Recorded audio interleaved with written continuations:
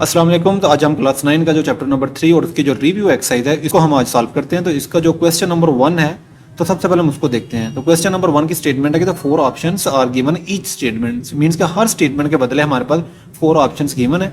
वो कह रहे हैं कि इन सर्कल द करेक्ट ऑप्शन, और इनमें से जो करेक्ट ऑप्शन होगी उसको आपने इन सर्कल करना है। तो सबसे पहले हम अपने क्वेश्चन नंबर 1 का जो फर्स्ट पार्ट है उसको देखते हैं। तो इसमें लिखा हुआ है set builder form of the set, means कि यहाँ पे हमारे पास एक सेट गिवन है जो कि हमारे पास टेबुलर फॉर्म में है और मुझे इसको कन्वर्ट करना है सेट बिल्डर फॉर्म में। और यहाँ पे मेरे पास 4 डिफरेंट ऑप्शंस गिवन है और सारे की सारे मेरे पास सेट बिल्डर फॉर्म में है। तो अगर देखें तो हमारे पास इस टेबुलर फॉर्म में जितने भी नंबर्स हैं इन सब के ऊपर मेरे पास 1 1 गिवन है और नीचे मेरे पास नंबर्स में वेरिएशन है। जैसे पहले के नीचे कुछ नहीं है तो यहाँ मेरे पास 1 है, दूसरे के नीचे मेरे पास 3 है, नेक्स्ट 5 और नेक्स्ट 7। मीन्स कि यहाँ जितने भी नंबर्स हैं उन सब की जो ऊपर वाले टर्म्स है वो सेम है, लेकिन जो नीचे वाले टर्म्स है वो सारे की सारी डिफरेंट है। तो जब मैं इसकी जनरल फॉर्म बनाऊंगा तो ऊपर वाली मेरे पास टर्म सेम रहेगी, लेकिन नीचे वेरिएशन आ रही है। तो लिहाजा नीचे वाली जो वेरिएशन आ रही है थोड़ा सा हम इसको क्लियर कर लेते हैं। तो यहाँ पे हम रफ में लिखते हैं कि मेरे पास जो नीचे वाले टर्म्स हैं वो एक उसमें 1 है, दूसरी 3 है, नेक्स्ट 5 है, उससे नेक्स्ट 7 है और इसी तरह ये कंटिन्यू है। सबसे पहले हम देख लेते हैं हमारे पास जो 1 है, क्या मैं इस 1 को इस तरह लिख सकता हूँ 2 multiply by 0 and plus 1। Means अगर मैं 2 को 0 से मल्टीप्लाई करता हूँ तो मेरे पास 0 आता है और 0 में जब 1 ऐड करूंगा तो मेरे पास आता है 1। तो डेफिनेटली इस 1 को फिर हम इस तरह लिख सकते हैं। नेक्स्ट मेरे पास है 3, क्या इस 3 को मैं इस तरह लिख सकता हूँ 2 टाइम 1 प्लस 1 मीन 2 1 द 2, और इस 2 में जब ये वाला 1 ऐड करूंगा तो मेरे पास आएगा 3। तो इसका मतलब मैं इस 3 को इस फॉर्म में लिख सकता हूँ। नेक्स्ट मेरे पास आ गया 5, तो इस 5 को मैं इस तरह लिख सकता हूँ 2 टाइम 2 प्लस 1 मीन्स के 2 टू द 4 और प्लस 1 इज इक्वल टू 5। तो ये मेरे पास है जो 5 है इस तरह लिखा जा सकता है। उसी तरह मेरे पास जो 7 है इसको मैं लिख सकता हूँ 2 time 3 plus 1 mean 2 3 the 6 plus 1 is equal to the 7। तो 7 को भी इस तरह लिख सकते हैं। तो ये वाली जो टर्म मैंने अभी बनाई है तो मैं इनको देखते हुए अपनी जो नेक्स्ट टर्म है वो इजीली डिसाइड कर सकता हूँ कि इस तरह मेरे पास ये टर्म्स कंटिन्यू रहेंगी। अब मैं क्या करता हूँ, इन नीचे वाले टर्म्स को देखते हुए अपनी जनरल फॉर्म बनाता हूँ। तो अगर इसकी मैं जनरल फॉर्म बनाना चाहूँ तो वो कुछ ऐसी होगी।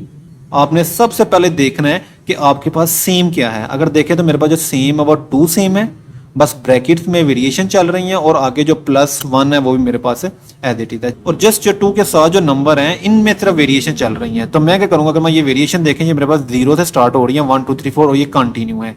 मीन्स कि ये मेरे पास 0 से स्टार्ट हो गए 0 1 2 3 एंड 4 एंड सो ऑन है। तो अगर मैं इसको अपना सेट कंसीडर करूं तो इसको मैं लेट्स सपोज कर लेता हूं ये मेरे पास n के बराबर है। मींस कि ये मेरे पास जो नंबर ऑफ एलिमेंट्स है इसको मैं n से रिप्रेजेंट कर देता हूं। अगर मैं इसको n से रिप्रेजेंट करूं और अगर आप देखो मेरे पास ये जितने भी एलिमेंट्स हैं ये 0 से स्टार्ट हो रहे हैं, फिर 1 2 3 और कंटिन्यूसली चलते जा रहे हैं। तो बेसिकली जो इस तरह के जो नंबर होते हैं इनके बारे में हमने पढ़ा था, ये हमारे पास होल नंबर को रिप्रेजेंट करते हैं, मीन्स के w को रिप्रेजेंट करते हैं। अब जरा इनको इसमें पुट करते हैं। जब मैंने जनरल फॉर्म बनाई तो मैंने मेरे पास जो सेम टर्म थे उनको मैंने एज इट इज लिखा, लेकिन वेरिएशन इनमें आ रही थी। तो जिनमें वेरिएशन आ रही थी उनको मैंने n से रिप्रेजेंट कर दिया जो कि मेरे पास होल नंबर को रिप्रेजेंट कर रहे थे। तो लिहाजा यहाँ आप n को मेंशन करो। तो ये मेरे पास इसकी जनरल फॉर्म बन रही है इन नीचे वाले टर्म्स की। ये जो नीचे वाले टर्म्स हैं इनकी मैंने अपनी जनरल फॉर्म ये बना लिया। अगर मैं इस कंप्लीट की जनरल फॉर्म बनाना चाहूँ तो आपको पता है कि मेरे पास जो नीचे वाले की जो जनरल फॉर्म आई है, जस्ट मैं इसको इस पूरे के पूरे अगर 1 के नीचे लिखता हूँ ऐसे करके कि ये मैं पूरे का पूरा अगर इसको 1 के नीचे लिखता हूँ तो ये पूरी की पूरी जनरल फॉर्म होगी वो इसको रिप्रेजेंट करेगी।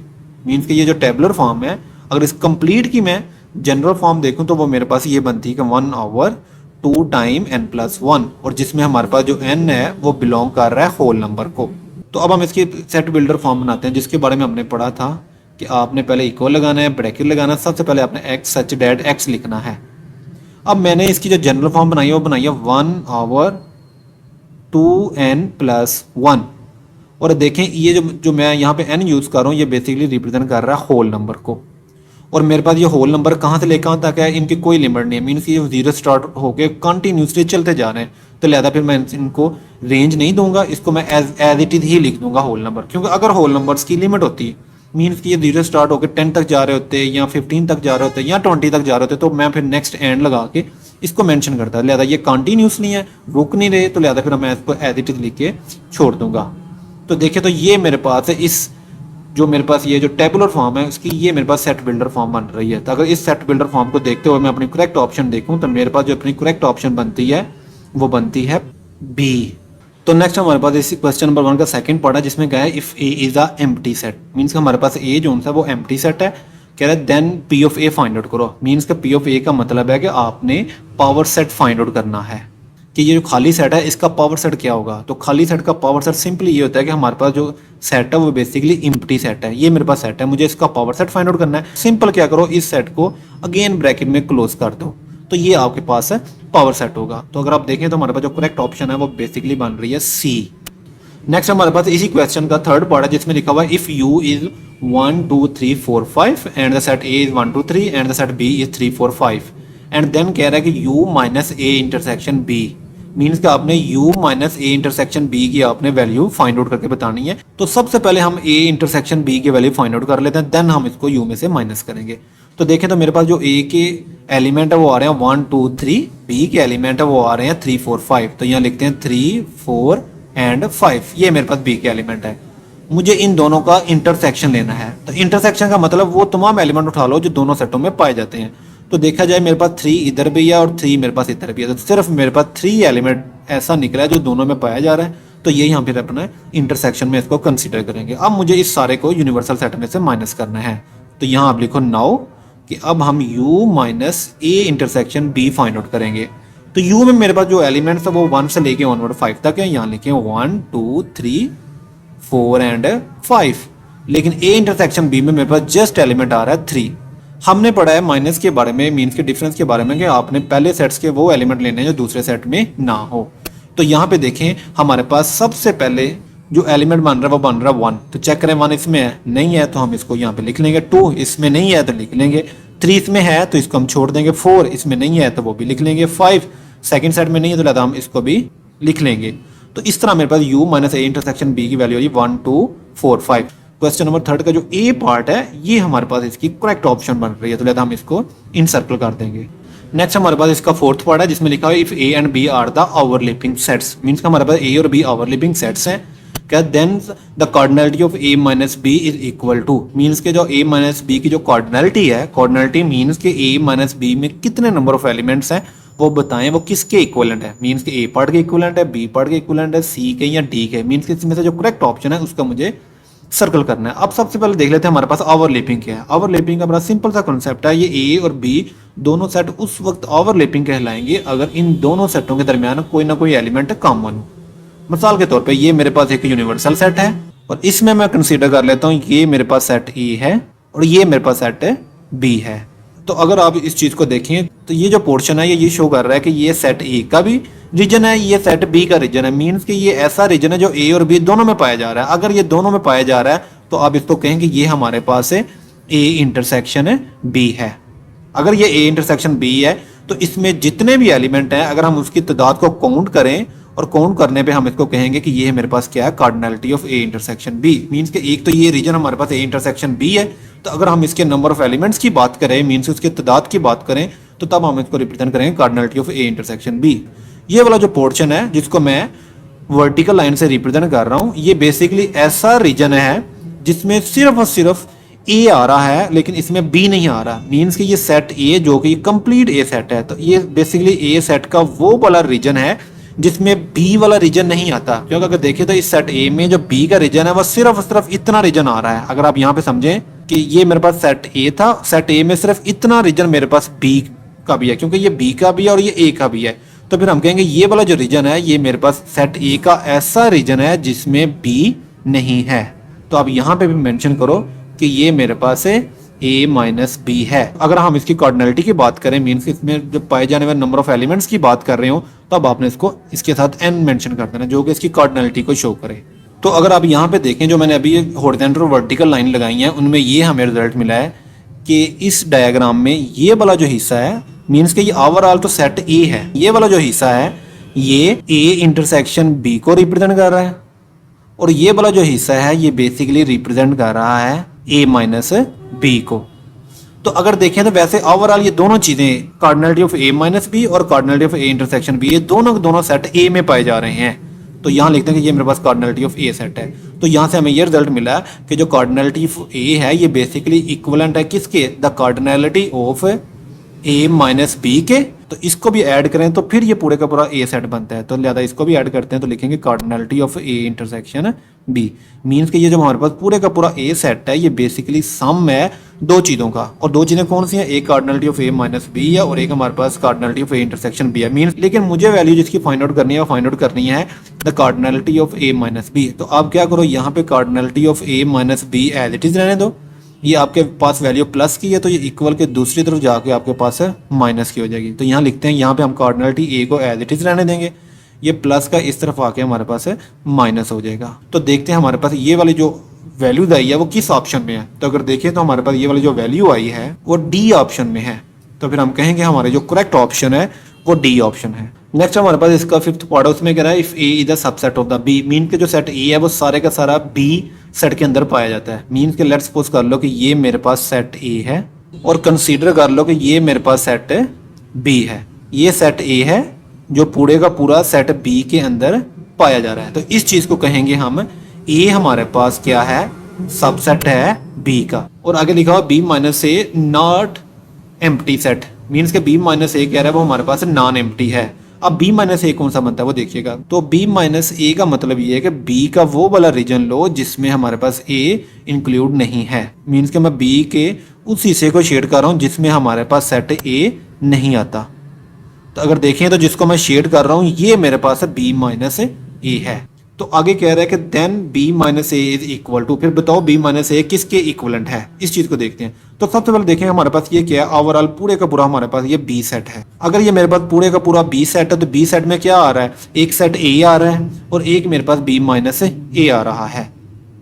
तो फिर हम कह सकते हैं कि हमारे पास जो कार्डिनलिटी ऑफ बी है, मीन बी सेट की जो कार्डिनलिटी है वो बेसिकली इक्वलेंट है किसके, कार्डिनलिटी ऑफ ए के इक्वलेंट है। क्योंकि ये मेरे पास क्या है, मीन बी सेट जो सा है, अगर मैं यहाँ दोबारा फिर से रिपीट करूँ, जो बी सेट है वो दो हिस्सों में है। एक आपके पास ये हिस्सा है और एक हिस्सा आप ये कंसीडर कर लो। मीन्स का हमारे पास जो बी सेट है वो पूरे का पूरा दो हिस्सों में डिवाइडेड है। तो यहाँ लिखता हूँ सेट बी जिसमें एक हिस्सा मेरे पास ये जो सेट ए है और दूसरा मेरे पास ये बाहर वाला है जिसको मैंने बी माइनस ए कहा है। तो इसको लिखेंगे ये हमारे पास क्या है, cardinality of B minus A. Mean के बी माइनस ए और ए इन दोनों को जब मैं जमा करूंगा तब जाके मेरे पास बनेगा पूरे का पूरा बी सेट। तो मुझे तो वैल्यू चाहिए कार्डिनलिटी ऑफ बी माइनस ए की। तो आप क्या करो कि यहाँ पे जो कार्डिनलिटी ऑफ बी माइनस ए है इसको आप इधर ही रहने दो। ये मेरे पास जो कार्डिनलिटी ऑफ ए प्लस है उस तरफ जाके मेरे पास माइनस हो जाएगी। तो यहाँ लिखेगा minus the cardinality of A. Means the cardinality of B minus A हमारे पास इक्वलेंट आ रही है the cardinality of B minus cardinality of A. तो अब हम चेक करते हैं कि हमारी करेक्ट ऑप्शन कौन सी है। अगर देखें तो हमारी करेक्ट ऑप्शन ये डी है। नेक्स्ट हमारे पास इसका सिक्स पार्ट है जिसमें लिखा हुआ है if the cardinality of A union B is equal to the 50 and cardinality of A is equal to 30 and cardinality of B is 35 then the cardinality of A intersection B find out करो। तो यहाँ पे मैं अपना principle use करूंगा inclusion and exclusion for the two set. The cardinality of A union B basically equivalent है the cardinality of A plus the cardinality of B minus the cardinality of A intersection B. ये हमने अपना principal पढ़ा था जो कि हमारे पास है principle of inclusion and exclusion. तो अगर मैं इसमें जितनी भी मेरे पास ये गिवन वैल्यू है अगर मैं सारी की सारी पुट करूं तो मेरे पास ए इंटरसेक्शन बी की वैल्यू फाइंड आउट हो जाती है। तो यहाँ हम पुट करते हैं। सबसे पहले हमारे पास cardinality of A union B है जिसकी हमारे पास वैल्यू है 50 एंड अगर देखें तो हमारे पास कार्डिनलिटी ऑफ ए की वैल्यू 30, हम यहाँ 30 पुट करते हैं और बी की मेरे पास वैल्यू है 35 और इस वैल्यू को मैं एज इट इज यहाँ पे रिप्लेस करूंगा। अगर देखें तो ये मेरे पास 50 एज इट इज और ये 30 और ये 35, इन दोनों को ऐड करूं तो मेरे पास बनता है 65। लेकिन ये 65 इक्वल के इस तरफ प्लस का है, जैसे ये 65 इक्वल के दूसरी तरफ जाएगा तो ये उधर जाके हमारे पास हो जाएगा minus.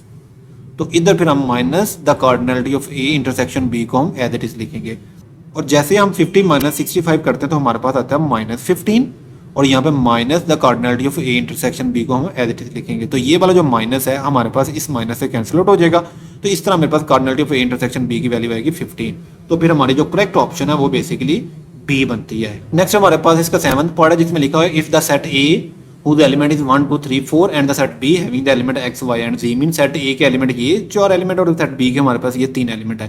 Then the Cartesian product of the A and B contain exactly dash element. Means के अगर हमारे पास सेट A जिसके हमारे पास टोटल 4 एलिमेंट है, मीन्स के द कार्डिनलिटी ऑफ A हमारे पास 4 है और सेट बी के हमारे पास 3 element, mean the cardinality of B हमारे पास है 3 है। कहता फिर बताओ अगर मैं ए और बी की अगर कार्टेशियन प्रोडक्ट फाइंड आउट करूं तो फिर बताओ इसमें एग्जैक्टली कितने एलिमेंट होंगे। तो अगर आपने ए क्रॉस बी के एग्जैक्टली नंबर ऑफ एलिमेंट बताने हैं तो इसका सिंपल सा तरीका है कि आप क्या करो, सेट ए में जितने नंबर ऑफ एलिमेंट है उनकी तादाद और सेट बी में जितने नंबर ऑफ एलिमेंट है उनकी तादाद, इन दोनों को आपस में मल्टीप्लाई कर दो। तो जैसे आप मल्टीप्लाई करोगे आपके पास आएगा आंसर 12। तो इसका मतलब ये है कि ए क्रॉस बी मीन्स के ए और बी के जो कार्टेशियन प्रोडक्ट में हमारे पास जो नंबर ऑफ एलिमेंट्स हैं वो हमारे पास 12 है। तो इस तरह हमारे पास 7th पार्ट की जो करेक्ट ऑप्शन बनती है वो बनती है बी। नेक्स्ट हमारे पास 8th पार्ट है, कह रहा है कि function of F of X की हमारे पास value X square minus 3x plus 2 means किसी फंक्शन की एक्स पे हमारे पास ये वैल्यू गिवन है, कहता है then find the value of the F of A plus 1। फिर एफ ऑफ ए प्लस 1 की वैल्यू क्या है वो बताओ। अगर देखें तो हमारे पास जो फंक्शन गिवन है वो F of x function given है, जिसमें हमारे पास जो इसकी इक्वेशन है वो बनती है 3x प्लस 2 और मुझे जिसकी वैल्यू फाइंड आउट करनी है वो हमारे पास है एफ ऑफ ए प्लस 1, इसकी मुझे वैल्यू फाइंड आउट करनी है। अगर मैं इन दोनों फंक्शन को अगर कंपेयर करूं तो मुझे ये आइडिया हो जाएगा कि मेरे पास जो x की वैल्यू वो बेसिकली a प्लस 1 है। तो आपने क्या करना, जो x की वैल्यू हमारे पास a प्लस 1 आ रही है इसको आपने पुट कर देना है इन एफ ऑफ एक्स। तो इसमें पुट करते हैं, पुट करने का सिंपल सा तरीका है कि आपके पास जहां जहां x आ रहा है वहां वहां आपने a प्लस 1 पुट करना है। तो यहाँ मेरे पास यहाँ पे x आ रहा है तो यहाँ पे हम a प्लस 1 पुट करेंगे और whole square as it is, और -3 लगा के अगेन x आ रहा है तो यहाँ भी हम a प्लस 1 पुट करेंगे क्योंकि x की जगह हम a प्लस 1 रिप्लेस कर रहे हैं और प्लस 2 को एज इट इज। अगर देखें तो यहाँ मेरे पास a प्लस 1 का होल स्क्वायर, तो यहाँ मेरे पास फॉर्मूला बन रहा है a प्लस बी का स्क्वायर, जो कि हमें पता है कि हमारे पास इक्वलेंट है a का स्क्वायर b का स्क्वायर प्लस 2ab और b मेरे पास 1 है तो लिहाजा यहाँ पे मैं 1 मेंशन करूंगा। अब ये -3 a से मल्टीपल होगा तो मेरे पास आएगा -3, यही -3 1 से मल्टीपल होगा तो आएगा -3 और फिर नेक्स्ट मेरे पास ये जो +2 है इसको हम एज इट इज लिखेंगे। नेक्स्ट a का स्क्वायर एज इट इज, 1 का स्क्वायर हमें पता है 1 के इक्वलेंट, 2a जब 1 से मल्टीपल होगा तो हमारे पास आएगा 2a और ये -3 इसको भी हम एज इट इज लिखेंगे और ये -3 plus 1 that is equal to the -1 और यहाँ पे हम function F of A plus 1 को एज इट इज ही लिखेंगे और यहाँ भी F of A plus 1 as it is. अब देखें मेरे पास ये ए स्क्वायर है इसको हम एज इट इज लिखते हैं, यहाँ मेरे पास जो ए है वो +2 टाइम है, यहाँ पे मेरे पास ए -3 टाइम है तो +2 टाइम और -3 time A that is equal to the -a time और नेक्स्ट मेरे पास ये +1 इस -1 से कट जाएगा तो मेरे पास इस तरह function F of A plus 1 की जो वैल्यू आ रही है वो आ रही है a स्क्वायर माइनस a। तो अब हम देखते हैं हमारे पास करेक्ट ऑप्शन कौन सी है। तो अगर देखें तो हमारे पास जो करेक्ट ऑप्शन बनती है वो बन रही है डी, तो डी हमारी करेक्ट ऑप्शन है। नेक्स्ट हमारे पास का 9th पार्ट है जिसमें लिखा given that the function F of X is equal to 3x plus 1 और इसी तरह कह रहा है फंक्शन एफ ऑफ एक्स पे इसकी वैल्यू 28 है, मींस के एक function F of x given है जिसकी वैल्यू 3x प्लस 1 है और अगेन कह रहा है अगर इसी फंक्शन एफ ऑफ एक्स को अगर हम 28 के इक्विवेलेंट कर दो कह रहा है then find the value of the X, तो देन फिर आप एक्स की वैल्यू फाइंड आउट करो। तो यहाँ सबसे पहले लिखते हैं हमारे पास गिवन क्या है, हमारे पास गिवन है फंक्शन एफ ऑफ एक्स जिसकी वैल्यू है 3x प्लस 1 और अगेन हमें गिवन दिया गया कि जो फंक्शन एफ ऑफ एक्स है इसको आपने 28 के इक्विवेलेंट लेना है। तो यहाँ पे हम लिखेंगे हम पुट कर रहे हैं एफ ऑफ एक्स जिसकी वैल्यू 28 है, इसको हम पुट कर रहे हैं। तो जैसे मैं इसको इसमें पुट करता हूँ तो मेरे पास यहाँ बनेगा 28 और यहाँ 3x प्लस 1 को हम एज इट इज लिखेंगे तो ये +1 इस तरफ आके हो जाएगा -1, यहाँ पे 3x एज इट इज तो 28 - 1 इज इक्वल 27 और ये 3x as it is. Again ये 3 मल्टीप्लाई हो रहा है, इधर आके हमारे पास ये डिवाइड होगा और जैसे 27 को 3 पे डिवाइड करोगे तो आपके पास आएगा 9। तो इस तरह हमारे पास x की जो वैल्यू आ रही है वो 9 आ रही है। तो अगर देखें तो हमारे पास जो करेक्ट ऑप्शन बनती है वो बन रही है ए। नेक्स्ट हमारे पास इसी का 9th पार्ट है जिसमें कहा गया कि let a is equal to the 1 to 3 and b is equal to the a b, means set a में जो एलिमेंट है वो 1 to 3 है और सेट b में एलिमेंट हमारे पास a b है और ये दोनों नॉन एम्प्टी सेट हैं। तो डेफिनेटली क्योंकि दोनों में कुछ ना कुछ एलिमेंट पाए जा रहे हैं, अगर दोनों में कुछ ना कुछ एलिमेंट पाए जा रहे हैं तो ये कंफर्म है ये दोनों हमारे पास नॉन एम्प्टी है, मींस कि ये खाली नहीं है। और कह रहा है कि and F such that function a into B, और एक फंक्शन f है जो a से b पर डिफाइन किया गया है, ये हमारे पास फंक्शन है और इसमें जो रिलेशन है वो ये है कि f is equal to the 1a 2b and 3b, ये हमारे पास एक रिलेशन गिवन है। और आगे कह रहा है कि then which of the following statement is true, इसमें से बताओ ये कौन सी स्टेटमेंट हमारे पास ट्रू है। तो अगर देखें तो हमारे पास जो फंक्शन गिवन है उसमें पहला जो पेयर है वो 1a का, दूसरा 2b का, तीसरा मेरे पास अगेन 3b का है। तो हमने एक डेफिनेशन पढ़ी थी कि अगर आपके पास किसी फंक्शन की जो रेंज है वो अगर पूरे का पूरा आपके पास b सेट आ जाए तो फिर हम कहेंगे कि ये हमारे पास जो फंक्शन है वो सर्जेक्टिव फंक्शन है, यहाँ हम इसको कहते थे ऑन टू फंक्शन, दो इसके नाम थे। तो चेक करते हैं कि हमारे पास इस फंक्शन की जो रेंज है क्या b सेट के इक्विवेलेंट आ रही है कि नहीं आ रही है, चेक करते हैं।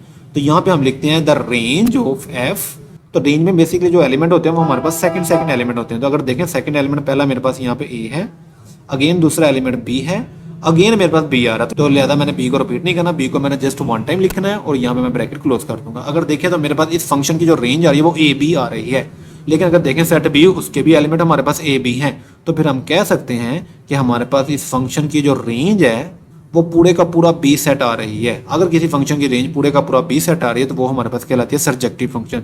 तो फिर हम कहेंगे हमारे पास इसकी जो करेक्ट ऑप्शन है वो हमारे पास डी ऑप्शन है। मीन कि ये वाला जो फंक्शन है, जो गिवन फंक्शन है, ये एक सर्जेक्टिव फंक्शन है।